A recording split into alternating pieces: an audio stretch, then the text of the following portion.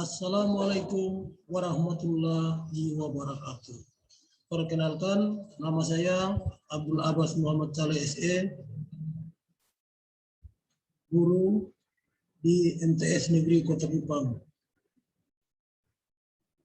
Hari ini saya akan membawakan materi IPS terpadu kelas 7, yaitu pengertian ruang dan interaksi antar ruang. Adapun tujuan pembelajaran dari materi ini.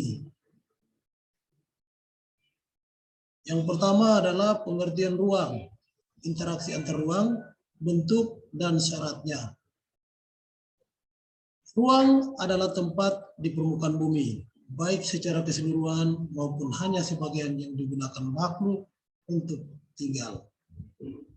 Ruang mencakup udara beserta lapisan atmosfer terbawah, perairan yang terdapat di permukaan bumi yaitu laut, sungai, danau, ataupun yang ada di bawah permukaan bumi, air tanah sampai kedalaman tertentu, lapisan tanah dan batuan. Pengertian ruang dan interaksi antar ruang. Ruang adalah tempat permukaan bumi baik secara keseluruhan maupun hanya sebagian yang digunakan makhluk untuk tinggal. Ruang mencakup udara beserta lapisan atmosfer terbawah, perairan yang terdapat di permukaan bumi yaitu laut, sungai, danau, ataupun yang ada di bawah permukaan bumi, air tanah, sampai kedalaman tertentu, lapisan tanah, dan batuan. Baik, selanjutnya setelah melihat gambar, menurutmu sama atau berbedakah wilayahnya? Jawabannya berbeda, bukan? Karena berbeda, maka kedua ruang atau wilayah itu harus melakukan interaksi antar ruang.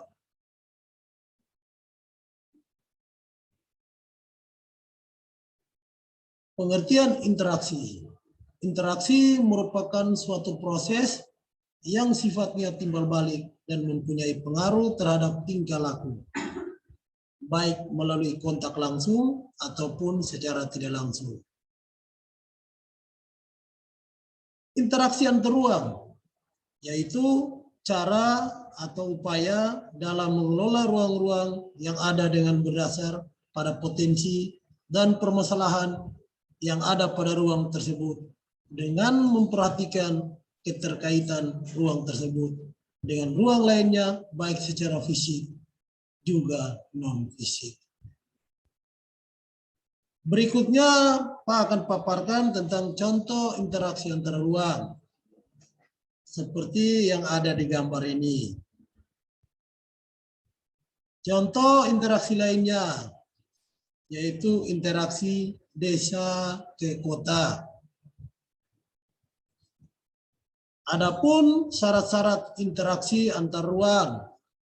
Yang pertama yaitu saling melengkapi, komplementari, yaitu sebuah kondisi saling melengkapi terjadi apabila di wilayah yang berbeda komoditas yang dihasilkannya.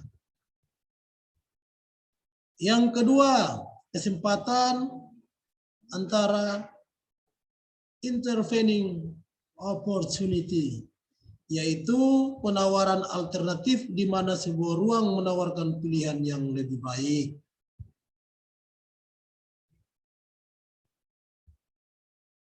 Yang berikutnya, transferability dapat diartikan sebagai keadaan yang dapat diserahkan atau dipindahkan. Kemudian transfer barang dan manusia bisa efektif apabila ada bentuk interaksi antara ruang. Yang pertama yaitu mobilitas penduduk. Mobilitas penduduk adalah suatu interaksi dalam bentuk pergerakan atau juga perpindahan manusia.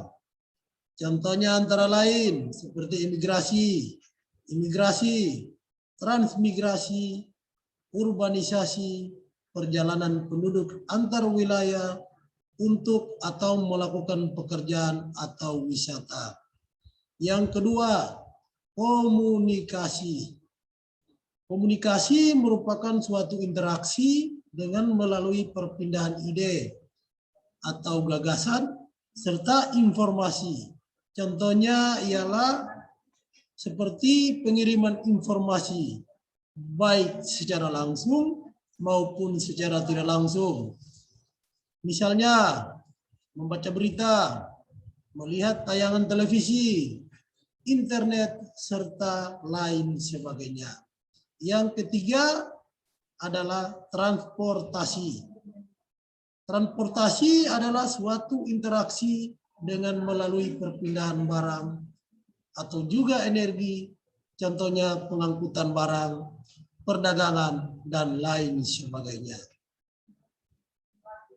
Demikian materi satu pertemuan hari ini.